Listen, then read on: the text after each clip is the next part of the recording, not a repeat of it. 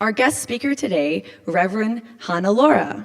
Reverend Hannelore is a published author and an inspirational storyteller. She frequently hosts retreats in Hawaii that often include dolphin encounters, which has led her to becoming known as the Dolphin Lady. Yes. Hannellore's mission is to empower others to recognize their personal potential, manifest their dreams, and embrace their authentic selves. Please join me in giving a warm Unity welcome to Hannelore. Thank you.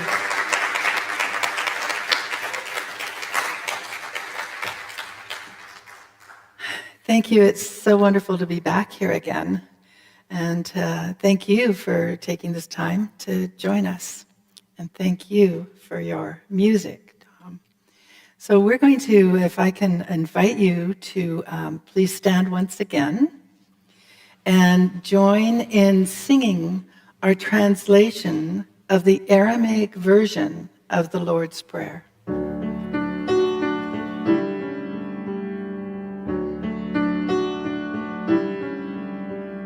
Holy Spirit, creator of life and all, you create a space inside us and fill it with your presence. Our oneness now prevails. Your one desire flows through ours as energy fills all forms. You give us this day our physical and spiritual nourishment. You untangle the knots of error that bind us as we also release others. We don't let appearances make us forgetful of the source.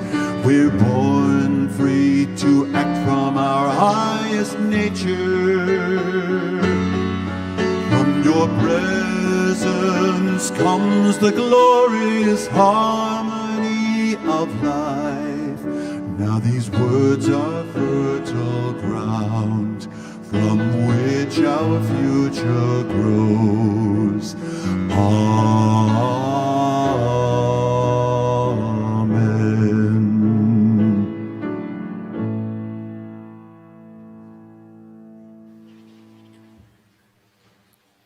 Thank you. So I'm going to take you through a little meditation. And it ties in with the topic for today, which is the art of gratitude. So I invite you to close your eyes, for we're going to go on a little journey into our minds. So take several slow, deep breaths. And I invite you to consider the importance of conscious awareness or mindfulness. Take a nice deep breath once again, focusing in on your mind. Breathe into it. For your mind has 3 levels of awareness: the conscious, the subconscious, and the unconscious. The conscious mind, if you like, is like a gardener. It's the portion of that mind, that part of you, that plants the seeds in the soil of the subconscious and the unconscious. So allow yourself to relax. Imagine that you are walking through a beautiful garden. Perhaps it's filled with flowers. Perhaps it's filled with lots of yummy organic vegetables. So as it is with actual gardens, it's the quality of the soil. It's the foundation which provides the nourishment that's needed for germination and growth. The soil quality is determined by the many seed thoughts one has planted throughout life, and whether they are positive or negative. Just let yourself sit with that for a moment. The foundational soil of your subconscious and unconscious cannot control what it is being fed by the conscious mind. It simply responds. To grow a thriving garden, the soil must be rich with healthy nutrients. These nutrients are provided by positive, uplifting thoughts or depleted by life-diminishing, dense thoughts. So with this in mind, imagine that you, as the gardener, have planted mental and emotional seeds into the soil, the foundation, of your personal and unique subconscious and unconscious mind, which is the mind garden. The seed quality is based on the emotions surrounding each of your thoughts and whether they are rooted in love or in fear. So now let's further imagine that the seeds you have mentally and emotionally planted have germinated and grown. They have either become beautiful, strong plants and flowers, creating a solid foundation for your hopes and your dreams to be fulfilled, or they have become unwelcomed, sun-blocking weeds, overrunning your garden with negative thoughts and fear-based emotions. So now, the good news is that even a garden that's overgrown with weeds can be cultivated so that the sun again reaches the seeds of infinite possibilities. It can then be nourished with loving intentions. If you feel your garden is overrun with weeds or that the quality of the soil is depleted, be mindful of your conscious thoughts going forward. Release and bless any that are negative or fear-based, and replace them with thoughts that are rooted in love and in gratitude. Imagine, just for a moment, if all of us sitting in this room right now all made the decision right now that we're going to practice an attitude of gratitude as part of our daily lives, as part of our daily routine, and collectively express to each other our heartfelt appreciation for all aspects of our lives, be they seemingly insignificant or grandiose. To express with gratitude your life essence and all you currently have. In doing so, you are expressing love for life itself. This then creates and accelerates a flow of abundance as you reap the rewards of life's treasures. Now just imagine if we all did this, how wondrous the world would be. For nature doesn't discern if you are rich or poor. Its fabulous displays of wonder are free for everyone. With that, take a nice deep breath and open your eyes.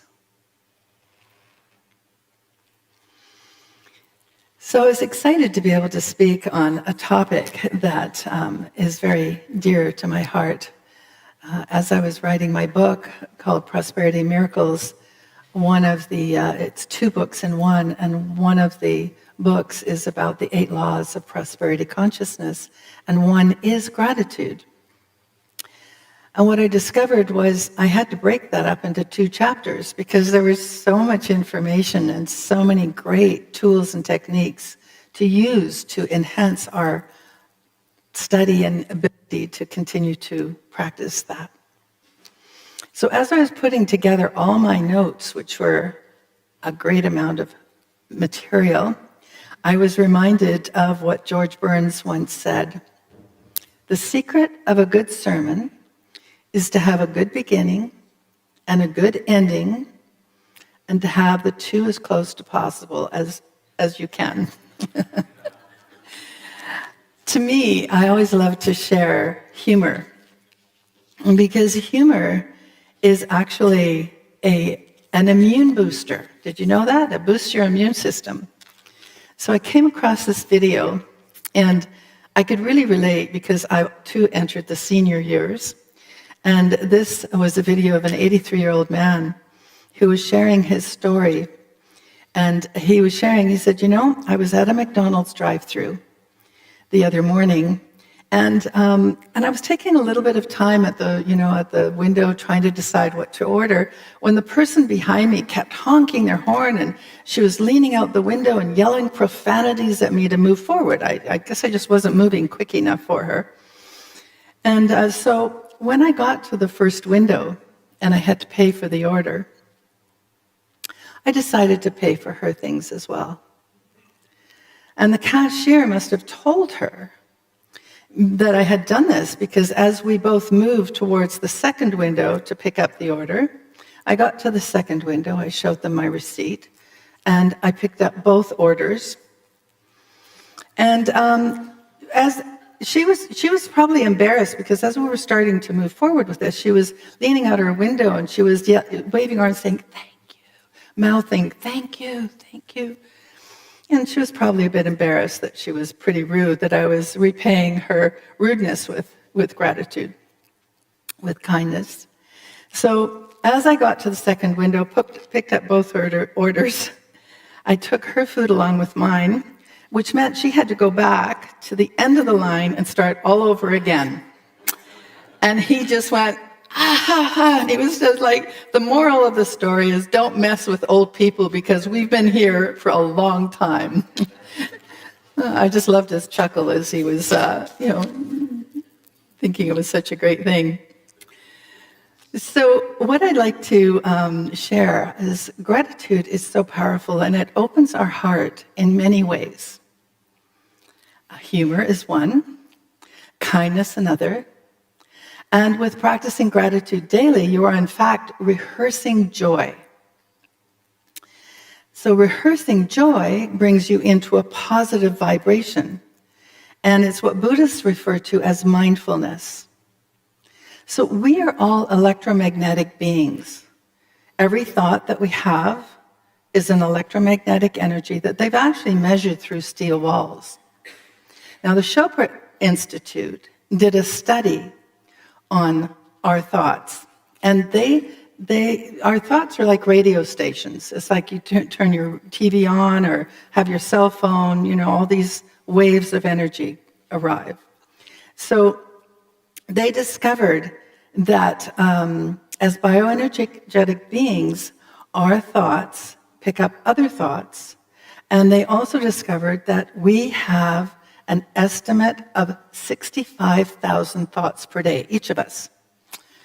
Now, that would be interesting to figure that one out in a study. And of those 65,000 thoughts a day that we have, that mind chatter that keeps on going, it's determined that 95% are to do with the past or the future. And of our thoughts, 85% are deemed negative. Now you do your math. And how many of us have these negative thoughts, and all that is electromagnetic energy that is around us, which is why when we go into a room, sometimes it feels uncomfortable. We're next to someone that sometimes feels uncomfortable, is because they may be in that negative thought space, and it's picking up into our energy field. In many of my classes, I would often have an experiment where I'd invite my students to, during lunch break, for the first half hour of lunch, we only speak of the moment. We couldn't talk about what we just covered or what we're going to cover or what they did past, present. It's all just in the moment. And it was really interesting because it was quite quiet. And people go, did you, what? Good soup, and try it. I invite you to try this at home or with some family friends, even just for a few minutes. I think out of many years, I've only had one class group that managed to get through that half hour. So we have special memories in our life that really open our hearts. And we can reflect back on those with gratitude. I'm so incredibly grateful for my children and my grandchildren. And certain memories of different things that might have happened still make me smile and have that warm, expanded feeling in my heart. And as I was putting this together, I was remembering that when my son was probably only 5 or 6 years old, we were living in Vernon at the time, and we were both fans of Valdi, the singer Valdi. You're familiar with Valdi? So we went to Valdi's concert, and he and I were sitting right in the front row. And I could see he was really enjoying it, and it was right to the end of the concert, and Valdi was singing his final song, and it was a slow, quiet song. And my son whispers to me, "Mom, I have to go to the bathroom." I said, "Okay, Valdi's almost finished, and then we can go." And you could just see his little brain kind of trying to figure out, and he had such a high, squeaky, high-pitched voice. And in his high-pitched voice, he looked at me and he goes, "Is Valdi going to go pee with me?" And it cracked Valdi right up in the middle of his song as he looked down at us. But you could just see how he tried. Why would he have to wait? And then I was reflecting on my precious grandchildren, and my one grandson, he loves little cars, and he could identify any car. We would go for a walk, and he'd say, "That's a Ford, that's a Pontiac, that's a this, that's a that." I would go, "That's a red car, that's a blue car, that's a green car." But he was so into cars, and he would line them up perfectly. Now, when his younger brother got old enough to walk, he would disrupt them, and he would get so upset and so angry. And this one particular day, it was like, that was it, he had it, and he bit his brother. So his mom said, "Tegan, you don't bite Riley. That's not nice. That's totally inappropriate. You can be nicer than that. That's not the Tegan I know. Okay, you're going in your room for timeout, and you're not going to be part of a bedtime story tonight." So off he went. He said, "Apologize to Riley." So I happened to be there at the time, and Val was reading a bedtime story to Riley. And Tegan comes up to the doorway, and he wants to be in on the story. And his mom said, "No, you were told that you're not going to get your bedtime story tonight." Turns around, walks away, and he comes back. He goes, "Mummy, that's not nice. That's not the Mummy I know."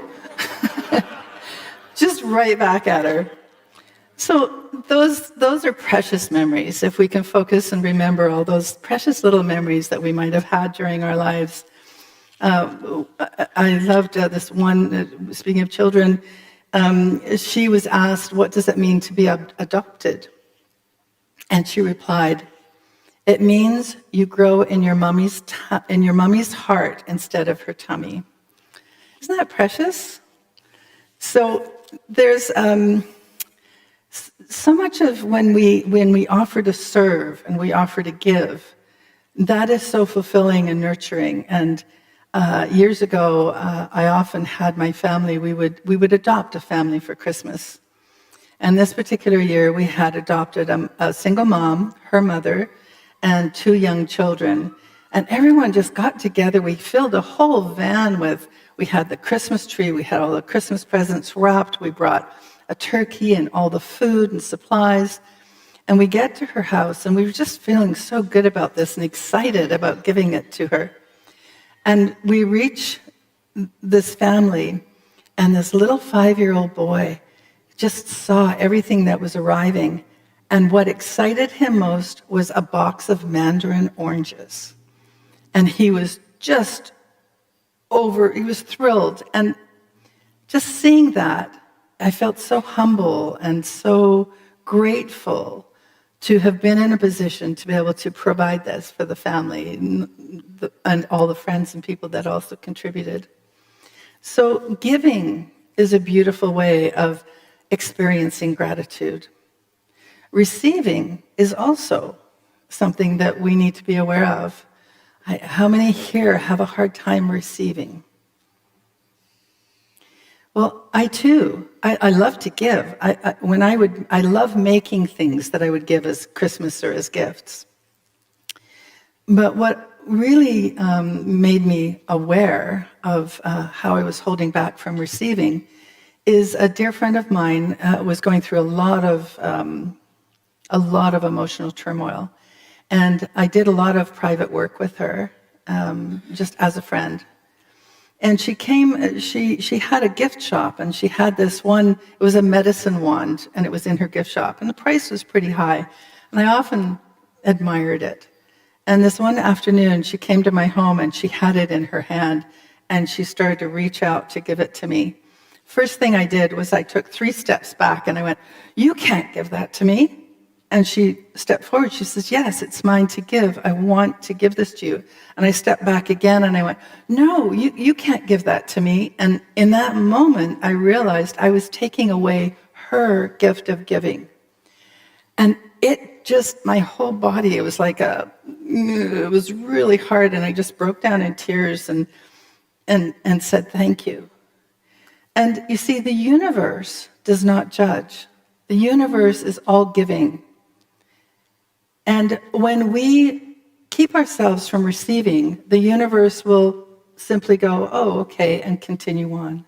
So it is important for us to also allow ourselves to receive and be grateful for the gifts that come our way. There's not, when we have, life is not always great, as you know. We have a lot of challenges in our life. For me, I spent a lot of time in between teaching and traveling, writing my book.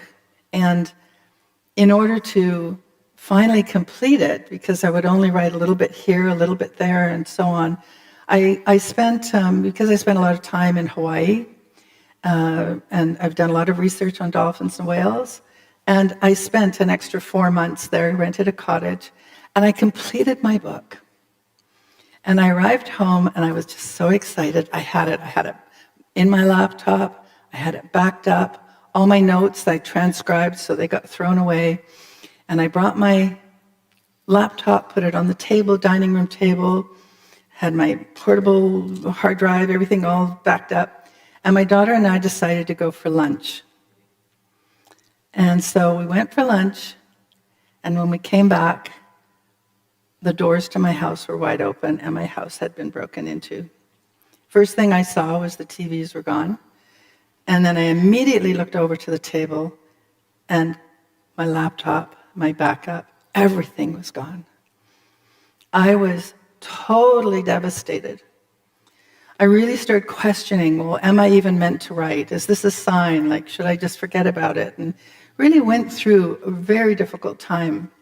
And I finally, bit by bit, started to write again. And I was, in hindsight, looking back, I was so much happier with the way that I was rewriting my material. I'm blessed with having met some beautiful people in my life, and Ram Dass is one of those people. And he and I talked about different aspects of writing, and I often was blessed to have lunch and experience a time with him. And one of the things that Ram Dass shared is, when I look back on the suffering in my life, now this may sound really strange, but I see it now as a gift. I would have never asked for it for a second. I hated it while it was happening, and I protested as loudly as I could. But suffering happened anyway. Now, in retrospect, I see the way in which it deepened my being immeasurably. So if you consider yourself experiences or other people having lost a lifetime of work or a home or a loved one, and then when you look at who they are, and there's always, you may have to really go deep, but there's always a good, there's always something beautiful in any heavy experience that one might have. I mean, I even remember my dad when he was dying, and we were all gathering around his hospital bed. And this is going back a number of years, and they had some kind of something happening in the hospital. So all the grandkids wore these green robes and the cap and the mask, and they're all standing there in their greens, all standing around my father's bed. And they hadn't seen each other for a long time, and it was so beautiful to see all of them interacting and laughing and spending that time together to pay their last respects to their granddad. When we have a desire, oftentimes we attach to it an outcome, the outcome that desire is going to occur. When we attach an outcome, it creates a block because there's a level of fear if that doesn't happen. And so we block the very thing we fear is what we end up bringing in. And I decided, what I recognized about gratitude is that the more I practice gratitude, the more these wonderful things would begin to happen in my life that made me feel even more grateful. And then the more grateful I felt, the more these beautiful things would occur. And I discovered that when I was in that state, I was in a very high vibratory state to then manifest that which I desired. So I decided to play with that. I decided to practice intentional gratitude. Again, without attachment to the outcome. And so I knew that I needed to come from a place of joy, a high vibration. So having done one of my dolphin retreats, I was just in such a high, because when you're in the vicinity of wild dolphins and they're interacting around you, their sonar activates your pineal gland, induces the flow of endorphins and serotonin. So you actually get to feel a phenomena of bliss. So here I am in this blissful state, having just experienced this interaction with these dolphins, and I decided from this state, I wanted to put out to the universe that I wanted to have as close an encounter with a humpback whale in the ocean. Of course, that's where they're going to be. So I had gone from my retreat to Maui,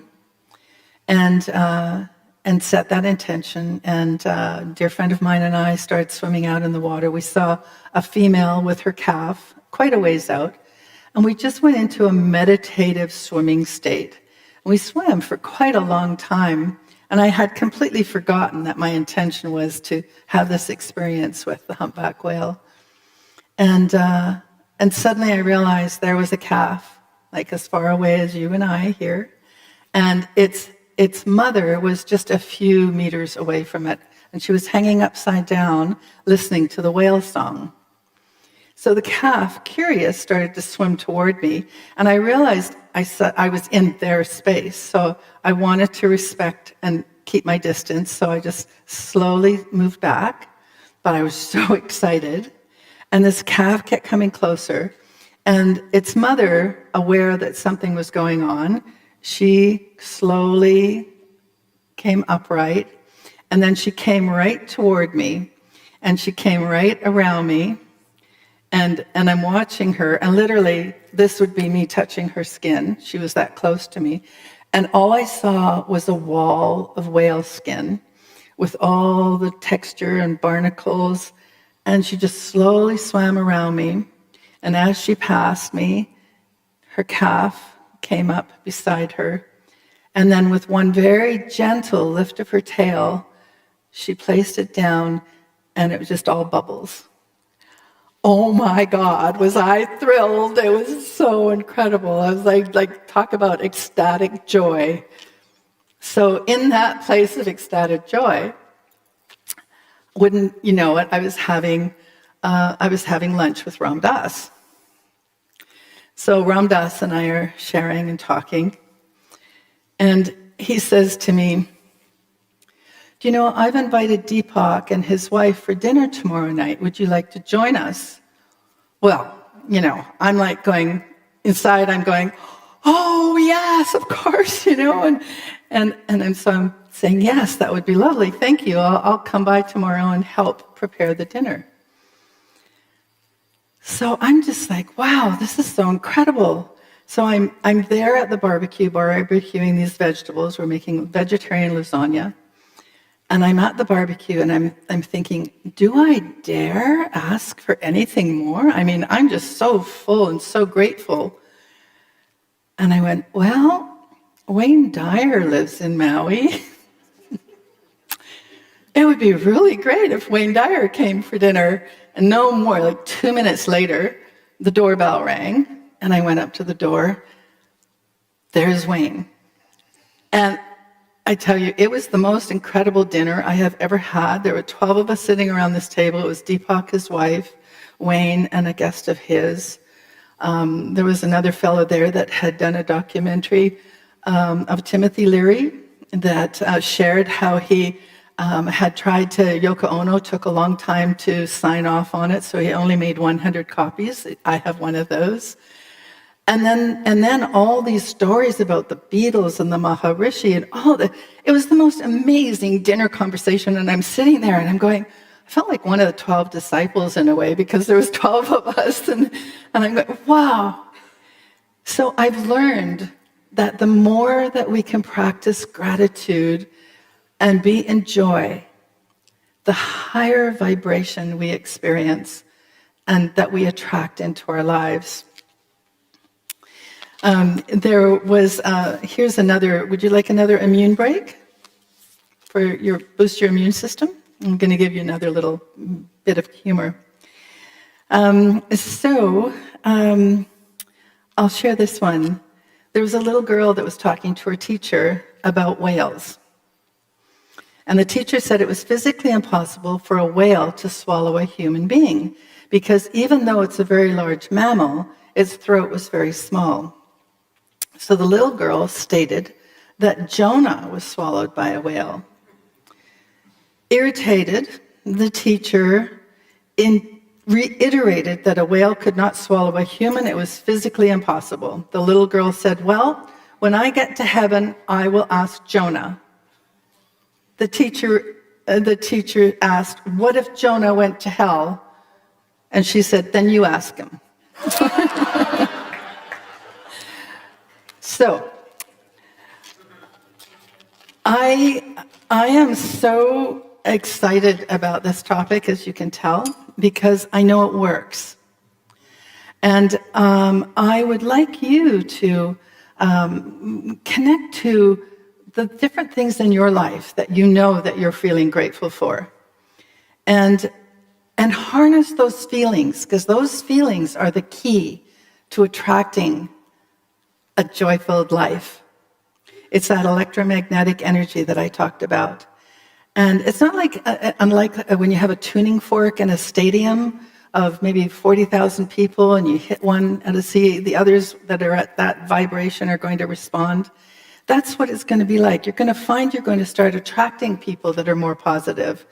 I mean, it is a challenge when you're around people that are constantly speaking negatively, and then don't we start getting dragged into that, and then we'll start agreeing and start, that whole vibration shift. So it's about really being mindful of what you're saying, what you're experiencing. So the more you practice gratitude, the stronger that it will be. So every morning, I'd like to invite you to give thanks for the day ahead. And every evening when you go to bed, just take that extra moment and give thanks for what you've experienced in that day. And consider keeping a gratitude journal, because the more you write down in your gratitude journal, and the more you share your experiences with other people verbally and express it, the more you will attract it. Perhaps even at your dinner table. I love my son and his wife, and they have 3 children. Oftentimes, and they still have dinner at their dinner table together as a family, which I think is awesome. And what they'll often do is they'll say, well, what happened today that was really special? What were you really grateful for today? So look at different opportunities that let you do and share that. Maybe write letters or cards, little notes of appreciation to either the mail person delivering your mail or a note to the clerk at the grocery store that you seem to find that you have a good rapport with. And also smile more. A smile really opens people's hearts. Call someone that you care about and let them know that you love them and that you appreciate them. So in closing, and I'm looking at my time, and I think I actually can fit another bit of humor in. Would you like me to do that? Okay. So this is a little girl that asked her mother, "Where did people come from?" Her mother answered, "God made Adam and Eve, and they had children, and that's how all mankind was made." A couple of days later, she asked her father the same question. And the father answered, "Well, many years ago, there were monkeys, which the human race evolved from."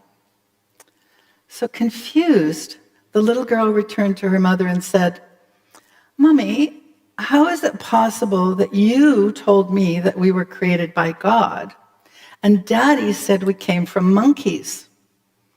Her mother answered, "Well, dear, it's very simple. I told you about my side of the family, and your father told you about his." Oh my God. Anyway, I do enjoy collecting a humor file.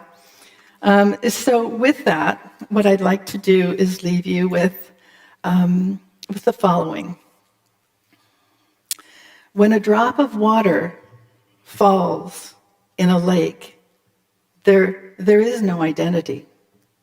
But when it falls on a leaf, it shines like a diamond. So be grateful and be the diamond and embrace the magnificence of who you are and shine your light. For you are never alone. And as the Talmud shares, every blade of grass has an angel that bends over it and says, "Grow, grow, grow." For you are an important part of God's plan. Who you are is God's gift to you. And who you become is your gift to God. Thank you.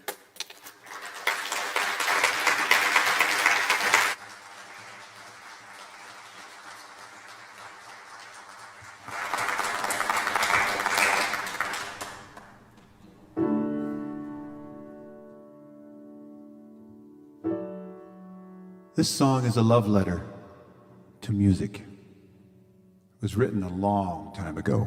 And then I'm going to go into a song that I just wrote, and it's the first time that it will have been sung for anybody. So this one's by Franz Schubert.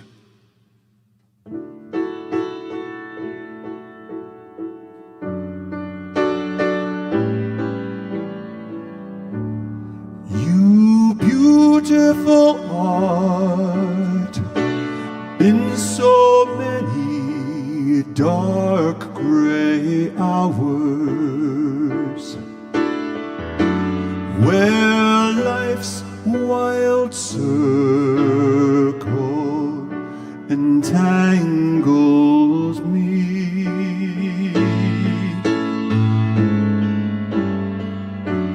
You have kindled my heart with warm love. You transported me to a better world, raptured into a better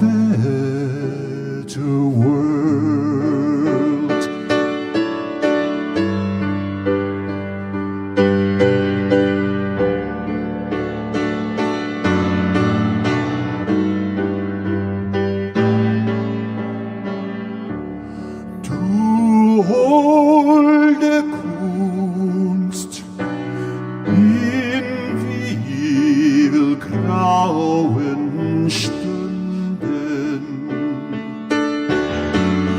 wo mich des Lebens wilde Kreis umstrickt.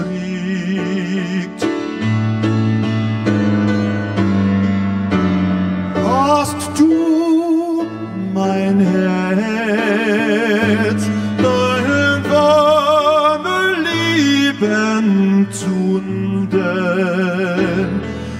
hast mich in eine bessere Welt entrückt, in eine bessere Welt entrückt.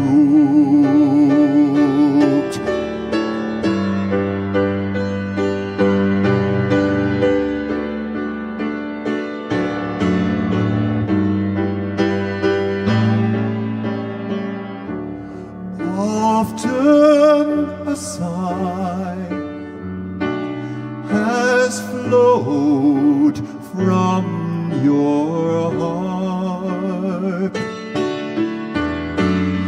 a sweet holy chord from you.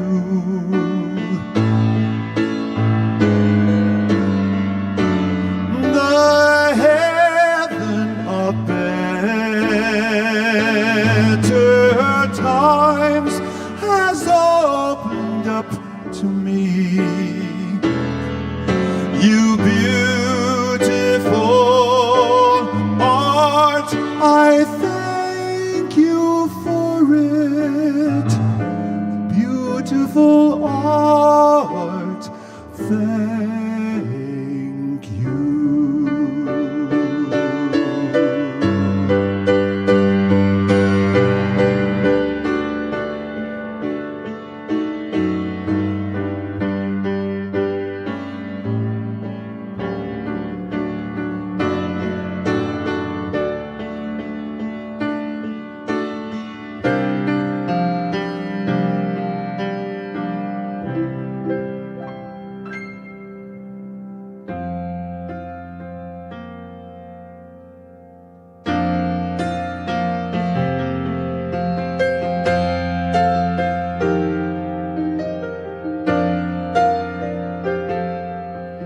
For all I can no longer do, for all the walks I've taken, for all the things I took for granted, I'm so grateful for the gift. Now I hear the birds sing differently, they love me and accept me. Their beauty inspires me. I'm so grateful for the gift. I'm not a different person, I'm just in a different place. Each day I look for joy and comfort in this space. So grateful for the gift, I make the best of every day. I know I'm not alone, friends help so many ways. I'm loving my life, though the weight is heavy, together our spirits lift. Just a little every day, oh I'm so grateful for the gift.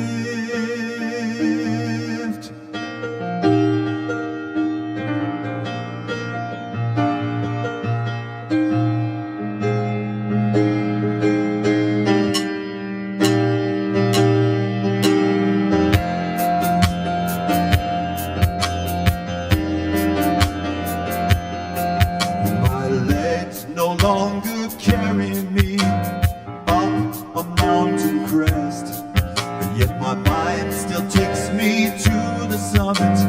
I'm so grateful for the gift. I'm striving to be free every day that I'm alive. I'll hold on to precious time. I'm so grateful for the gift.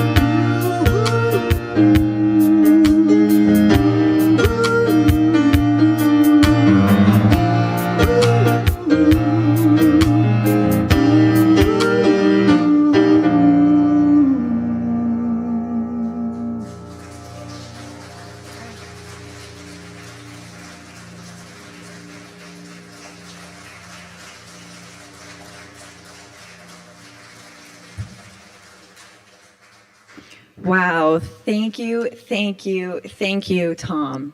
You're such a joy here. Thank you. Honestly, sometimes it feels like we are a piano bar, and instead of wine and beer, we serve spiritual nourishment. So thank you, thank you, thank you, thank you. And thank you, Hannelore, for your beautiful talk. It was amazing. Gosh, those whales. Oh, we got to get to Hawaii. All right. So, oh yeah, I also wanted to mention she has some beautiful books, beautiful CDs at the front on your way out. Please have a look at them. She can also sign them. So, yes, check those out. Now we come to the time in our gathering where we give our thanks for the miracle of our spiritual growth and nourishment, our health, our happiness, our prosperity, and our spiritual community. We do this through our freely given love offerings. Please know that your offerings do really make a difference. Your donations strengthen and empower this ministry and help people in so many ways. So thank you very, very, very much. So now, let's say our offering statement. All together now. Divine love flowing through me, blesses me, and multiplies all that I am, all that I give, and all that I receive. May you be blessed with health and happiness, and know that God loves you, and so do we. Okay, now, we have our picnic next week. It's going to be held at Maple Grove Park. It's a corner of Southwest Marine Drive and Balsam Street. The weather as of now looks great. Just obviously bring a coat and a dish to share. It's going to be awesome. I'm so grateful that we got to reschedule this year. We are excited to announce we are bringing back our Explore Your Inner Being workshops. It actually starts Thursday, September 19th. And this is an amazing program. I think that if everybody were to go to this program or workshop, it would literally solve all the world's problems. So we can all start by caring about our own inner being and learning our own relationship, and therefore we can bring it out in the world and do what we do. We have 3 beautiful leaders, one of them being Margaret, which is, oh, hi Margaret. She's the OG, and I'm just so grateful. I always say I want to be like Margaret when I grow up. So anyway, I will definitely be there on Thursday, and I hope that you are too. It's 7 p.m. to 9 p.m. starting this Thursday downstairs in the lower level. Now, also, we have a new workshop happening today, actually. It's an introduction to A Course in Miracles. This is for anybody who would like to know more about the course. The course leaders will cover what the ACIM program is all about and how to get started. Once again, the workshop is this afternoon on the lower level and will run from 2 p.m. to 4 p.m. And of course, this Tuesday, you can check out our thriving Course in Miracles community by attending our Course in Miracles study groups live in person from 12:30 to 2:30 right here at Unity on the lower level. If you have any questions about any of these events, please feel free to talk to us at the bookstore on your way out. All right, now, child minding services. This is something that we as Unity of Vancouver are going to be offering now, child minding during the actual service. So from 12:30 to 12:30, and it will start on September 29th, okay? And we are also still looking for additional assistance to help our facilitators. This will be a paid position between $18 and $20. If you have experience with children or know somebody who needs experience with children, please, we would love to have additional assistance on our team. You can contact anyone at the bookstore can help you out with that. And we also have a ad now for clarity if you have it to take to somebody else. Anyway, today's affirmative prayer chaplains are Janie Bell Irving, Carol Roman, Raymond Lancaster, and on Zoom, Len Zatov. Would you please stand? Now, again, these are amazing people. I don't know if you've ever had a private prayer, but it's a beautiful process. To have a confidential prayer with one of these chaplains, simply come up to the front after our music is finished, and you'll find the chaplains in the front row as they are now. They'll be happy to support you in prayer. And if you're watching on Zoom, I'll show you how to participate in a few minutes. Finally, please join us downstairs after the service for coffee, tea, and lovely conversation. And now, as we bring our gathering to a close, please stand and let us together say our prayer for protection. All together now. The light of God surrounds us. The love of God enfolds us. The power of God protects us. The presence of God watches over us. Wherever we are, God is, and all is well. Yay! Now, if you'll remain standing, we will do our peace song.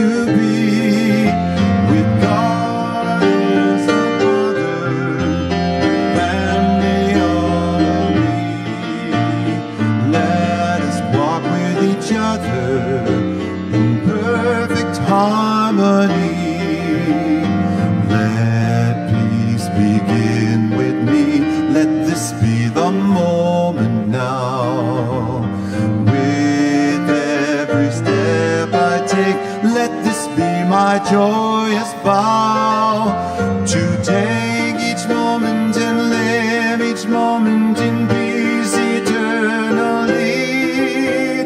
Let there be peace on earth and let it begin.